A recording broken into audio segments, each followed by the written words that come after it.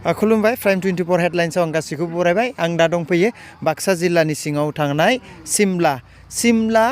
केसि कलेजनि गेलेग्रा फोथाराव दुलाराय ब्रह्म धोरोमनि 47थि बोसोरसालिया जथुमा बे 47थि बोसोरसालिया जथुमानि जिहेतु लाहार फाहार आरो थागथियारि खालामनायनि सायाव नोंथांमोननो नैबे भिडिअनि गेजेरजों आं माखासे बाथ्रा फोरमायनो नागिरदों। बेयाव जिहेतु दंफैयो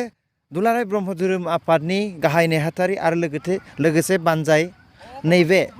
बानजाय आफादनि आफादगिरि बिथांमोननिफ्राय जोङो माखासे बाथ्रा मिथिना लागोन जे बिथांमोना जानो गोनां दुलाराय ब्रह्म धोरोम आफादनि 47थि बोसोरसालिया जथुमानि थाखाय मा लाहार फाहार जानानै दं आरो बेनि थामथिमा माबायदि जादों बेयाव नोंथांमोननो नैबे गासैबो बाथ्राफोरखौ फोरमायनो थाखाय नाजागोन।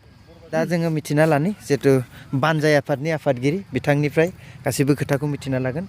गिबियावनो प्राइम 24 हेडलाइन्सआव बरायग्रोना लानाय जाबाय। दा जिहेतु दुलाराय ब्रह्म धोरोम आफादनि जानो गोनां बोसोरसालिया जथुमा बेनि जिहेतु नोंथांमोननि बे जायगा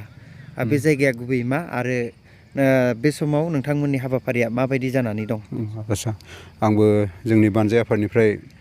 निउस लाइभनिसिम आफादगिरि हिसाबै बरायनाय थाबाय आरो जोंनि बे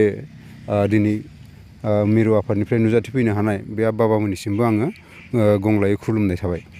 जोंनि जिथु बानजाय आफाद बे बानजाय आफादनि हाबाफारिफोरा दिनैसिम मोजांनि खामानियाव दावगाबाय दङ मोजाङैनो। थांनाय 14 डिसेम्बर खालि जोङो बे खुन्थाखौ गायसननाय जाबाय जोंनिनो CM बिथां प्रमद बर'नि बे नुजाथिनायाव बिथांनि माबाजों जों बे गायसननाय हाबाफारिखौ लाबाय आरो बिनिफ्रायनो जोंनि हाबाफारिया बांसिनै माने जौगानायनि खामानियाव दावगागासिनो दं आरो गावबा गाव बिफानाव। जोंहा 19टा डिपार्टमेन्ट दङ बे 19टा डिपार्टमेन्टआ गावबा गाव खामानिखौ मावगासिनो दं आरो बे समाव जों आरो गुबुन सासेनिफ्राय मिथिगोन बिथांमोननिफ्राय जों मिथिगोन जिहेतु बे एक्जेक्ट जायगा गोबां जायगानिफ्राय फैगोन जेला बे जायगायाव फैनो थाखाय बबे लामाजों फैनांगोन आरो बे जायगानि गुबै माबाखौ डिटेल्सखौ होनो थाखाय खावलायबाय। ट्रेन्जेकसन माबाखौ आरोखि ट्रेन्सपर्टेसन आदसा गिबियावनो आङो निउस लाइभनि बिथां फंबाय सानैखौबो आं बरायग्रोबाय। दा जोंनि बे ओनसोला ओरैनो कक्लाबारि सापागुरि ओनसोल मैखोम बर' ओनसोल बेवहाय जोङो मेजरिटि हिसाबै बर'आनो। बेनिफ्राय दा नैबे खाथियाव केसि कलेज दङ कक्लाबारि सापागुरि कलेज बिनि खाथियावनो जोंनो नैबे ब्रह्म मन्दिर दङ। ब्रह्म मन्दिरखौबो जों लुगासिनो दङ कमप्लिट जानो हायाखै। बेनिफ्राय जोंहा नैबे सेन्ट्रेलनि जिथु फैगौ अधिबेसन कनफारेन्स जागोन बे कनफारेन्सआव जोङो दा मानसिफ्रा जोंनि ब्रह्म भक्त बाबामोना नांथाबनानै दङ। दा जोङो बे कनफारेन्सखौ जोङो जेरैखि हागौ जोङो दा माने जाफुंसार होनो जों सानदों आरो दा जों बे कनफारेन्सखौ जाफुंसार होनो थाखाय जोङो माखासे कालेक्सन ग्रुप खालामनानै लानाय जादों। गासै 9 कालेक्सन ग्रुप खालामदों। बिथांमोना दा बे कालेक्सननि खामानियाव दासिम नांथाबनानै दङ। बेनिफ्राय कालेक्सनाबो गोख्रों हिसाबै जागासिनो दङ आरो बेजों लोगोसे नैबे ब्रह्म मन्दिरखौ जोङो एसे मडार्न बानायनो सानदों मडार्न टेक्न'लजिजों जोङो बेखौ सात धालाय होगोन। सात धालायनि सायाव जोंनि बे ब्रह्म मन्दिरा जागोन। बेनिफ्राय सिङाव जोङो माखासे अफिसनि खामानि आरो स्ट'र माखासे माने रुम थानाय जागोन आरोखि। दा बेबायदि जिहेतु नोंथांमोननि बे जानो गोनां जिहेतु मेल बेनि साखाथियाव थानाय बे नेशनेल हाइवे बेखौ मा रड होनो? आदसा बेयो जाहैबाय 37 नेशनेल हाइवे जिथु बे माबानिफ्राय बे कानेक्सन जानानै बियो इन्ड' भुटान माने नेशनेल हाइवे बियो 127A नेशनेल हाइवे बे एयाव गोलैयो। बेनिफ्राय बियो पाठसाला कानेक्सन जायो। बेनिफ्राय बियो जोंनि बे सिमला हजुवा बे गेजेरजों सिंखावनानै बियो भुटाननि बे नांलाम सिमेन्ट प्रजेक्ट दङ दानसुम सिमेन्ट प्रजेक्ट माने बेसिम थाङो आरोखि। बे लामाजों फैबानो बे पाठसालानिफ्राय बे जोंनि बे सिमला हजुवासिम मात्र 23 किल'मिटारल'। बारा गोजान पाठशालानिफ्राय पाठशालानिफ्राय 23 किल'मिटार बेनिफ्राय बेहाय मिटिङाव फैनो थाखाय ट्रेननिबो सुबिदा दङ पाठशाला स्टेसनाव ओंखारबानो बेनिफ्राय बे साहा फैबानो माने डाइरेक्ट माने कुनु माने बेयाव माने गिदिं गिदा लामा गैया थोंजों बे मोनसेल'खा माने डाइरेक्ट मोनफैखायो आरो उसुबिदा गैया आरो बे समावनो जोंहा दुलाराय ब्रह्म धोरोम आफादनि गाहाय नेहाथारि बिथाङाबो दंखायो बे हिसाबै बिथांनिफ्रायबो जों माखासे बाथ्रा मिथिगोन जिहेतु बेबायदिनो गोबां खेब बिथांमोना मेल मिटिं खुंबोदों बे मेल मिटिंफ्राव गोबाङैब्लाबो बेसेबां सुबुङा बाहागो लानाय जायो आरो माबायदि लुफुंनो थाखाय खावलायगोन फैगौ जोंनि जानो गोनां जिथुनाखि 47 एनुवेल कनफारेन्स बे 47 एनुवेल कनफारेन्सआव गुबुन गुबुन बोसोरनि बायदि एबारबो जोङो रोजा रोजा सुबुंखौ जोङो बेयाव थुबुर जागोनखौ जोङो हामलायदों आरो लोगोसे मोनफ्रोमबो बोसोराव जोंनि जिथुनाखि जालांनाय अधिवेशनफोराव जोंनि बे सुबुं अनजिमाया 4,000निफ्राय माने 12,000नि सायाव थांनो नागिरो सम सम जायगा जायगा लानानै आरो थारमाने जिथुनाखि माने जातायातनि जिथु सुबिदा जुदि जायगायाव थानायाव खुंनाय जायो अब्ला बे जातायातनि सुबिदाखौ लानानै बे सुबुं अनजिमाया माब्लाबा बारायो आरो माब्लाबा खमायनाय जायो बेयावथ' जिहेतु मोनथाम आफाद दङ जथायै खुंनाय जागोन नामा फैगौ जानो गोनां जिथुनाखि जोंनि 47 एनुवेल कनफारेन्स बे 47 एनुवेल कनफारेन्सआव लाइमोन आफादनि 21थि बोसोरसालि अधिवेशन लोगोसे आइजो आफादनि 20थि बोसोरसालि अधिवेशना जयैनो खुंफाजानाय जागोन बेहाय गोजोननाय थाबाय बे समाव बिथांमोना जानो गोनां 47थि बोसोरसालिया जथुमा दुलाराय ब्रह्म धोरोम आफादनि बे समाव जोङो जोबथा माखासे बाथ्रा मिन्थिना लाबावनि जिहेतु बिथांमोना जिहेतु खुंफुंनो थांनायाव हयथ' गोबां खामानि मावनांगौ दं बे हिसाबै बिथांमोना फैनो गोनां 47थि बोसोरसालिया जथुमानि थाखाय मावथि बिथांमोनखौ मा फोरमायो आरो माबायदि बाहागो लानानै हेफाजाब होफैनो थाखाय खावलायो आरो दुलाराय ब्रह्म धोरोमनि गासै रायजो राजाफोरखौ बेयाव बाहागो लानायाव मा खावलायो बाहागो माबायदि लानो खावलायो गोजोन्थों जे आङो बे सापागुरि कक्लाबारि बानजाय आफादनि जिथु बानजायनो लादों 47थि जिथु ब्रह्म धर्म दुलाराय ब्रह्म धर्म बे ओनसोलजों बा बे धोरोमजों नांथाबना थानाय गासै जोंनि ब्रह्म धर्म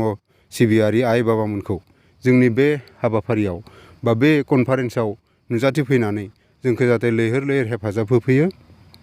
आरो जोंनि साननायखौ जाफुंसार होयो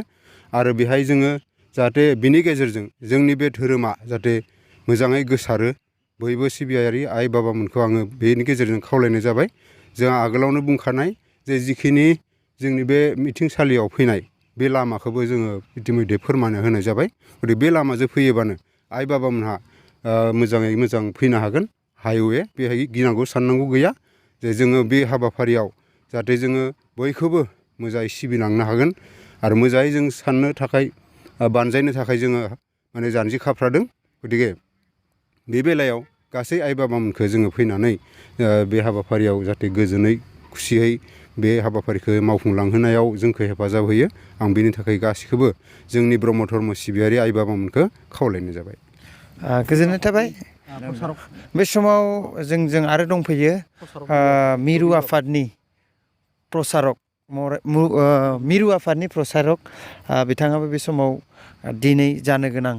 हाबाफारिनि सायाव खौरां लानो फैदों बिथाङाबो मा फोरमायो जिहेथु सासे प्रसारक गुरु हिसाबै दुलाराय ब्रह्म धोरोम आफादनि दैदेनगिरि आरो लोगोसे गासैबो सुबुंखौ बे बाहागो माबायदि बानजायलांनो खावलायगोन आच्चा आं बेनि गेजेराव दिनैनि बे निउस लाइभनि थरफखौ आङो गावनि गोसो सिंनि गोरबो सिंनिफ्राय आं अननायखौ जासिहरबाय आरो लोगोसे दिनै आं सोंनाय बादियै जोंनि बे 47 जिथु एनुवेल कनफारेन्स बे कनफारेन्सआव जोंनि ब्रह्म धर्मनि जिथुनि सावरायनो गोनां माखासे धोरोमनि बिथिं दङ बे धोरोमनि बिथिंखौ सावरायनानै जोङो बे ओनसोलनि जेसेबां सुबुं दं बे सुबुंफोरखौ माबोरै गोजौ थाखोआव जोङो दैदेनलांनो हागोन बिनि बागै जोङो गुवारै सावरायलायनो थाखाय जोङो बे आयजन खालामनाय जादों आरो बहाय बे आयजनजोंनो लोगोसे जोङो बेखौ साक्सेसफुल जागोन होननानै जों सानना लादों आरो जोंनि प्रसासननि तरफनिफ्राय जों बेखौ मोजाङै सावरायनानै जे बे ओनसोलनि जेसेबांनाखि जेंना दङ सिबिनायनि जिथु नेमखान्थि बायदिसिना जेंना दङ बे जेंनाखौ जाहाथे जों होखारनो हायो बिनि थाखायबो जोङो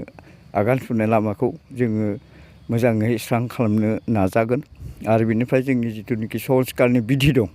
माखासे बिधि बिधान दङ सामाजिक बिधि बिधान दं बिनि बागैबो जों गुवारै सावरायगोन आरो सावरायनानै जोङो मोजाङै मोनसे प्लेटफर्माव थानो हानायनि बे प्लेटफर्म मोनसेयावनो जोङो सालायनो हानायनि थाखाय जों बेखौ गोजोनै सावरायनानै जोंबो समाधान खालामनो थाखाय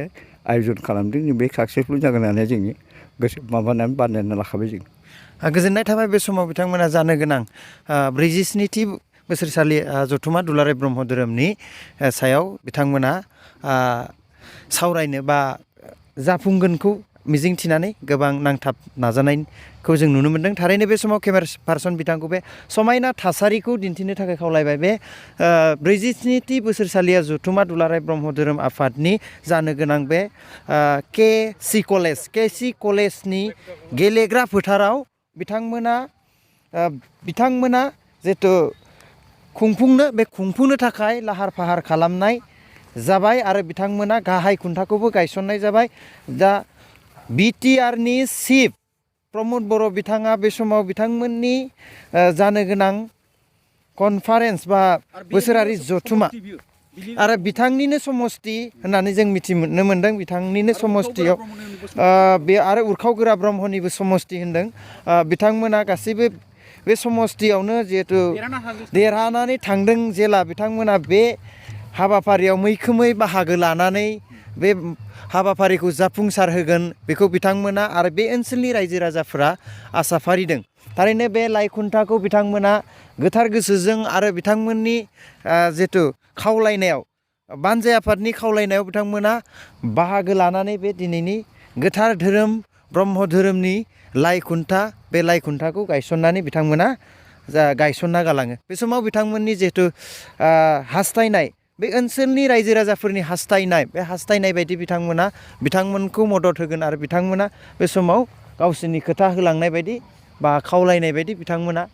लाइ खुन्थाखौ गायसननायखौ जों नैबे भिडिअनि गेजेरजों नोंथांमोननो दिन्थिदों थारैनो बे 47थि बोसोरसालिया जथुम्मा दुलाराय ब्रह्म धोरोमनि जानो गोनां हाबाफारिया थारैनो गाजा गोमजायै जागोन होननानै जोङो दिनैनि बे समाव मिथिनो मोन्दों बे समाव प्राइम 24 हेडलाइन्स बिजोंनि गेजेरजों नोंथांमोननो माखासे बाथ्रा फोरमायनायनि गुबै जाहोना बेनोमोन जे दुलाराय ब्रह्म धोरोम आफादनि जानो गोनां बोसोरसालिया जथुम्मानि सायाव नोंथांमोननो माखासे बाथ्रा मिथिहोनानै दिनैनि प्राइम 24 हेडलाइन्सआव आं बिदा लाबाय गोजोन्थों